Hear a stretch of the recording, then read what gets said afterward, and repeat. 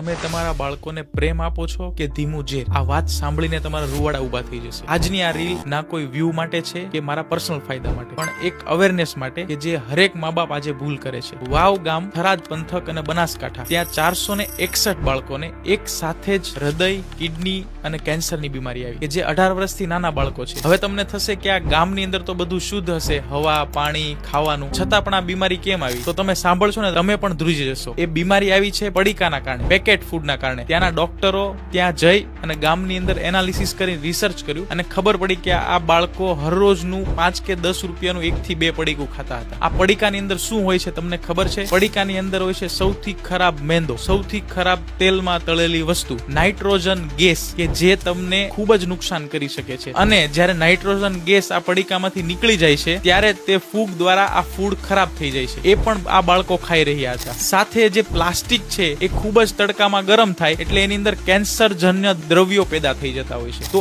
આ છે મેઇન પડીકા, જે તમે તમારા બાળકોને 5 કે 10 રૂપિયા આપી અને છૂટા થઈ જાવ છો અને બાળકોને મજા પડી જાય છે. પણ આજે ચેતી જજો કે જો તમે રોજ બાળકોને પડીકા આપો છો તો તમે આજે પણ તમારા બાળકોને બચાવી શકો છો. જેટલો પણ નાસ્તો બહારનો ખાય છે એની જગ્યાએ તમે ઘરનો નાસ્તો આપી શકો છો. ઘરે બધું જ બની શકે છે. કમસે કમ તે શુદ્ધ તો હશે. તો આ રીલને વ્યૂ માટે નહીં કે કોઈ પણ ફાયદા માટે નહીં, પણ દરેક મા બાપને શેર કરો કે જે રેગ્યુલર પડીકા ખવડાવે છે તો દરેક મા બાપ એમના બાળકોને બચાવી શકે અને આજથી તે આ સુધારો લાવી શકે. જય હિન્દ, જય ભારત.